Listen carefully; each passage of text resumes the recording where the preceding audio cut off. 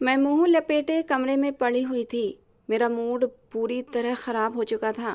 इतने में पापा कमरे में आ और कहने लगे, अरे निशा, तू क्यों छोटी छोटी बातों पर दिल खराब कर लेती है?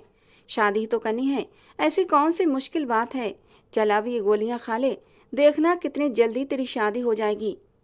मैंने अजीब सी नज़रों से पापा की तरफ देखा। भला इन नीली पीली गोलियों से मेरी शादी का क्या संबंध था? पापा ने मुझे जबरदस्ती उठाकर बिठाया और कहने लगे, इतना सोचने की क्या जरूरत है? मैं तेरा बाप हूँ और जो भी करूँगा तेरे हक में बेहतर ही करूँगा। ये गोलियाँ भी तेरी शादी के लिए ही हैं। पापा की बात मेरे सर के ऊपर से गुजर रही थी, लेकिन पापा के आगे मेरी कहाँ चलती थी, इसलिए मैंने खामोशी से वो गोलियाँ खा लीं। मैंने पापा से पूछा कि ये किस चीज़ की गोलियां हैं और आप कहाँ से लाए हैं? तो पापा ने मेरी बातों का जवाब देने की बजाय मुझे अपनी पिछली बातों के किस्से सुनाने शुरू कर दिए। मैं बहुत ही ध्यान से पापा की बातें सुन रही थी। पता नहीं मेरी किस्मत में क्या लिखा था। 38 साल की उम्र में भी मैं अपने बाप की दहलीज पर बैठी हुई थी, जबकि मेरी उम्र की सारी लड़कियां अब तक 4-4 बच्चों की माँ बन चुकी थीं। मैं तो अब किसी की शादी में भी नहीं जाती थी। अगर जाती तो एक कोने में छिपकर बैठ जाया करती थी। लोगों की चुपती नजरें और सवाल मुझ पर किसी पल चैन नहीं लेने देते थे। अब तक न जाने कितने लोग मेरा रिश्ता लेकर हमारे घर आए थे, लेकिन जाने से पहले वो इनकार करना न भूलते। कभी मैं अपना चेहरा आईने में देखती तो कभी अपने बालों में उतरती चांदी को महसूस करके आंसू बहाने लगती। कभी कभी मैं पापा से जिद लगाती कि वो किसी से भी मेरा रिश्ता करवा दें। अब इस घर में मैं रहना नहीं चाहती। हर लड़की की तरह मेरी भी ख्वाहिश थी कि मेरी जिंदगी में कोई मर्द हो जिसे मैं अपना कह सकूं और उसके साथ अपना सुख दुख बांट सकूं। मेरी जिंदगी में मेरे बूढ़े बाप के सिवा और कोई नहीं था। और बहुत सी बातें ऐसी होती हैं जो इंसान अपने माँ बाप से नहीं बल्कि अपने जीवन साथी से करते हैं, लेकिन वो जीवन साथी शायद मेरी किस्मत में लिखा ही नहीं गया था। मैं अब इन हालातों से तंग आ चुकी थी। जब भी पापा से शादी की बात करती या कोई रिश्ते वाले इनकार करके जाते तो पापा वही 7 गोलियां मेरे पास लेकर आ जाते और गोलियां खिलाकर कहते, देखना जल्दी ही तेरी शादी हो जाएगी। कभी कभी तो मुझे लगता कि उम्र के साथ साथ पापा का दिमाग भी खराब हो गया है। भला गोलियां खाने से किसी की शादी कैसे हो सकती थी, जब तक पापा खुद अच्छी जगह मेरा रिश्ता नहीं कर देते। गोलियों से कुछ नहीं होना था। गोलियों के आसरे में 5 साल गुजार चुकी थी। फिर एक दिन मेरे लिए शहर के एक बड़े वकील का रिश्ता आया, जिसकी बीवी उसे छोड़कर जा चुकी थी। उसकी एक ही बेटी थी। मैंने पापा से कहा, मुझे इस रिश्ते पर कोई ऐतराज नहीं है, आप मेरा रिश्ता यहाँ कर दें। लेकिन पापा ने ये कहकर इनकार कर दिया, वो किसी शादीशुदा मर्द से मेरी शादी हरगिज नहीं करेंगे। पापा की इस बात पर मुझे बहुत गुस्सा आया था। अब मैं कोई 16-17 साल की कुंवारी लड़की नहीं रही थी जिसके लिए किसी कुंवारे लड़के का रिश्ता आता जो मेरे पापा को पसंद आता। पापा की इस ख्वाहिश ने मेरी उम्र निकाल दी थी, लेकिन पापा को अब भी इस बात का एहसास नहीं हुआ था। मैं गुस्से में वापस अपने कमरे में चली गई। कुछ देर में ही पापा कमरे का दरवाजा जोर जोर से बजाने लगे। मजबूरन मुझे दरवाजा खोलना पड़ा, लेकिन मैंने सोच लिया था कि मैं पापा से कोई बात नहीं करूंगी। जब पापा को मेरे जज्बात की परवाह नहीं थी और ना ही मेरी बढ़ती उम्र का एहसास था, तो मुझे भी उनसे कोई बात नहीं करनी थी। पापा कमरे में आए और आकर प्यार से मुझे समझाने लगे कि निशा बेटा, इतनी जल्दी का जोर न डाल, तेरी किस्मत में बहुत अच्छा लड़का लिखा होगा। मैंने गुस्से में पापा से कहा कि पापा, वो अच्छा लड़का कब आएगा? जब मैं बूढ़ी हो जाऊंगी तब, क्योंकि आधी उम्र तो गुजर चुकी है। पापा ने फिर से वही 7 गोलियां और दूध का गिलास मेरे सामने रखा और कहने लगे, इसे पी लो निशा, फिर देखना कैसा अच्छा लड़का मिलेगा। मैंने पापा से साफ साफ कहा, अब मुझे कोई गोलियां नहीं खानी है। इतने सालों से जब भी मैंने शादी का नाम लिया है, आपने ये रंग बिरंगी गोलियां खिलाकर मुझे खामोश कर दिया है, लेकिन इन गोलियों से कुछ नहीं होने वाला। पापा कहने लगे, ये जादू की गोलियां हैं, ये तेरी किस्मत बदल देंगी। मैंने गुस्से से पापा को देखा था, जो पता नहीं किस जमाने में जी रहे थे। अब तक तो उन गोलियों से ना ही मेरी किस्मत बदली थी और ना ही मेरी शादी हुई थी। ऐसा नहीं था कि मैं खूबसूरत नहीं थी, मैं खूबसूरत भी थी, मेरे रिश्ते भी आते थे, लेकिन ना जाने क्यों रिश्ते वाले इनकार करके चले जाते थे, या फिर उनके इनकार से पहले ही पापा खुद ही मना कर देते थे।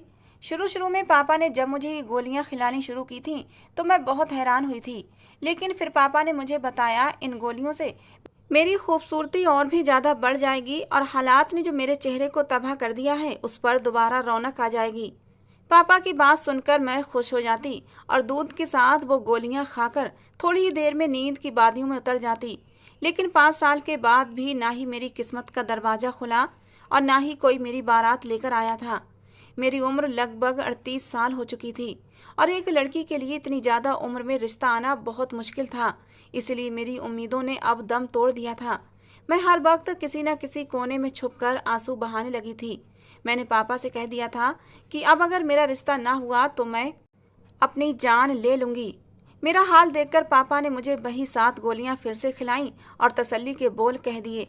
दूसरे दिन कुछ रिश्ते वाले हमारे घर चले आए थे। लड़के की बहन एक रिश्ते वाली मौसी के साथ आई थी और उसने पहली ही नज़र में मुझे पसंद भी कर लिया था। ये बात तो मेरे लिए बहुत हैरान कर देने वाली थी। उम्र बढ़ने के साथ साथ मेरे चेहरे पर झुर्रियां भी पड़ने लगी थीं। मुझे लगा उनका भाई शायद मुझसे भी कहीं ज़्यादा उम्र वाला होगा या फिर पहले से शादीशुदा या फिर कई बच्चों का बाप होगा, इसीलिए उन्होंने मुझे पसंद कर लिया है। लेकिन जैसे ही तस्वीर मेरे हाथ आई मेरे होश उड़ गए थे। वो तो उम्र में मुझसे काफी छोटा और जवान लड़का था। तस्वीर में कोई ऐब भी नजर नहीं आ रहा था और ना ही उन्होंने लड़की में कोई नुक्स बताया। हैरानों परेशान से बार बार तस्वीर को मैं देख रही थी और फिर उन लोगों के जाने के बाद जब यही बात मैंने पापा से कही तो पापा हंसकर कहने लगे, तेरी किस्मत खुल गई है निशा, तुझे अब भी परेशानी है। पापा ने इस रिश्ते के लिए जैसे ही हामी भरी तो मैं खुशी से झूम उठी थी। पापा की गोलियां काम कर गई थीं। पापा ने महीने भर में ही मेरी शादी की तारीख तय कर दी थी और जल्दी जल्दी ही शादी के सारे इंतजाम भी पूरे कर दिए थे। पापा ने मुझे खुद अपने हाथों से विदा किया था और मुझे यकीन ही नहीं हो रहा था कि मैं पापा के घर से विदा होकर अपनी ससुराल की दहलीज पर पहुंच गई हूँ। मैं लाल जोड़े में दुल्हन बनी बैठी थी और मेरी उम्र बहुत ज़्यादा भी हो चुकी थी, लेकिन अरमान तो अब भी मेरे दिल में पहले की तरह ही जवान थे। ये मेरी पहली ही शादी थी और इस शादी को लेकर मैंने बहुत सालों सब्र भी किया था और आज जब ये रात आई थी तो मैं खुशी से पागल हो रही थी। कितने सालों से ये ख्वाहिश किसी चिंगारी की तरह मेरे मन में दबी हुई थी कि मेरी जिंदगी में भी कोई मर्द हो जो मुझे चाहे, जिसके लिए मैं ही सब कुछ हूँ और जो मेरे लिए सारी दुनिया के सामने खड़ा हो जाए। और आज ये चिंगारी बुझ गई थी क्योंकि मैं शादी करके उसके घर चली आई थी।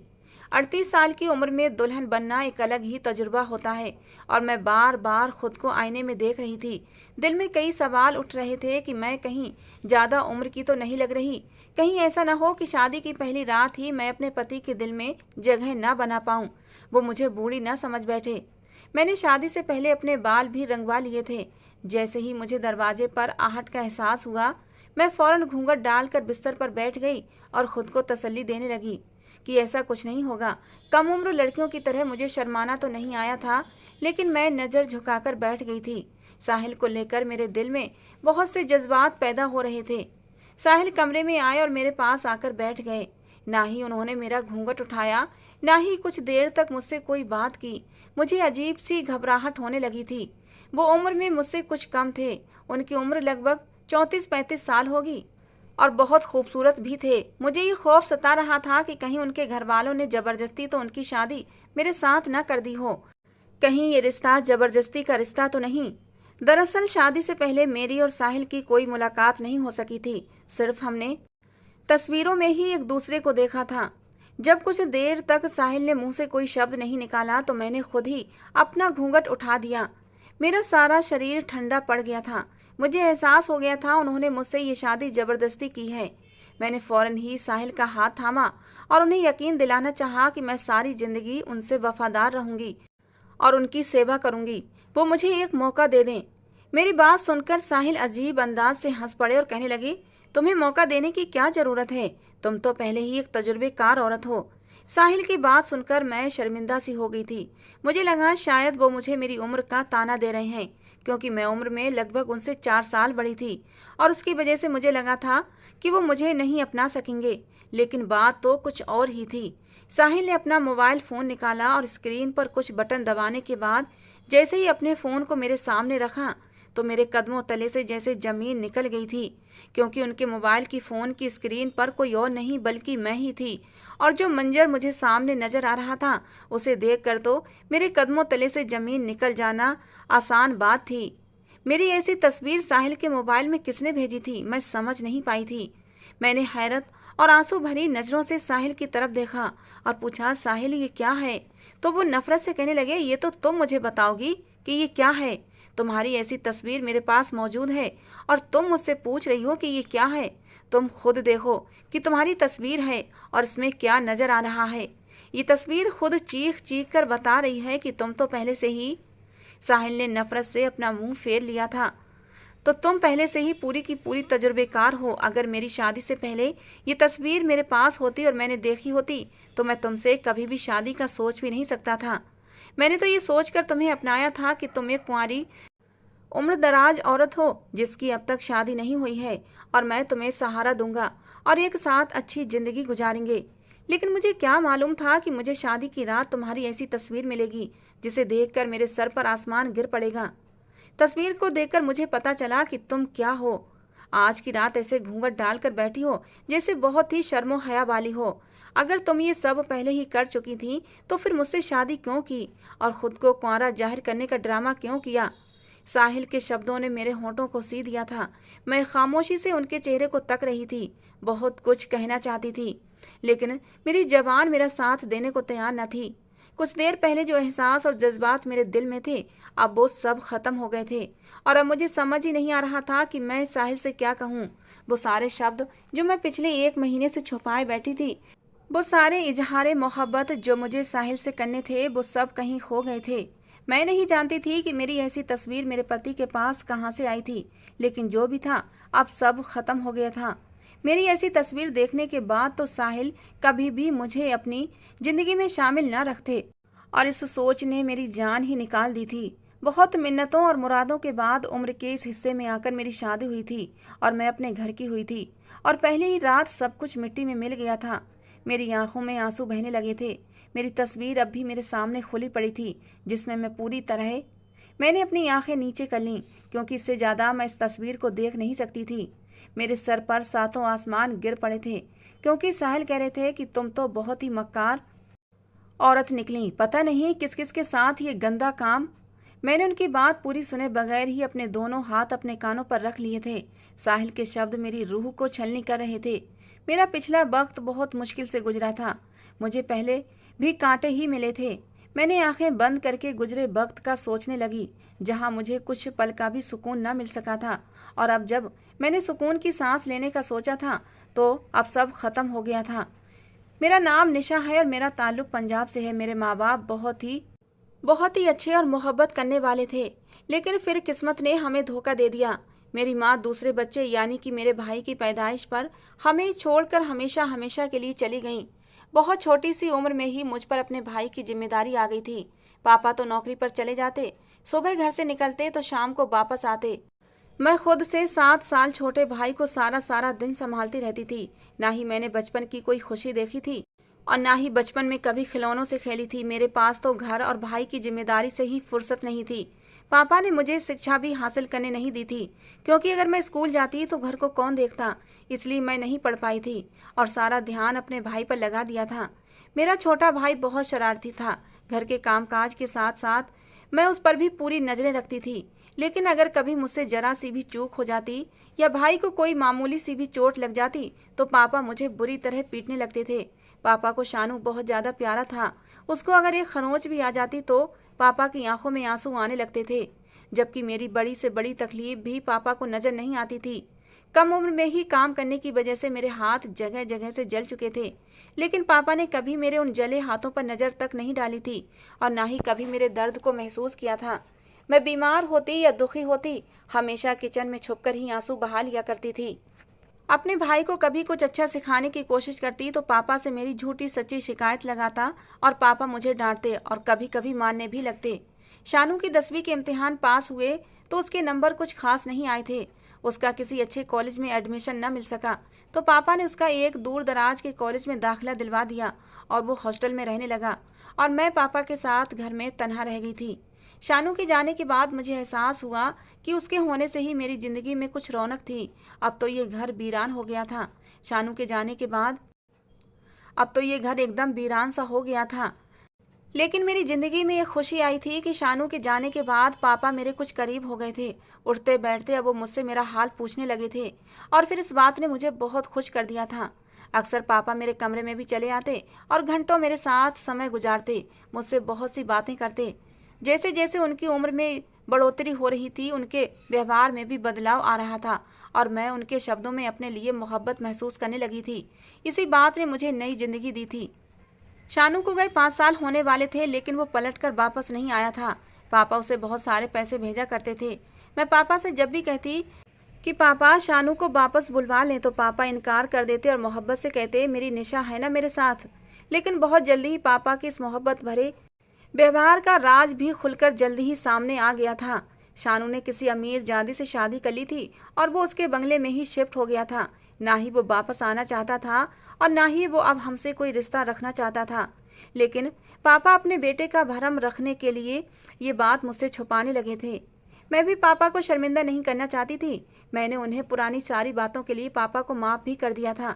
इसलिए पापा की मोहब्बत को स्वीकार करके उनके साथ खुशी से जिंदगी गुजार रही थी।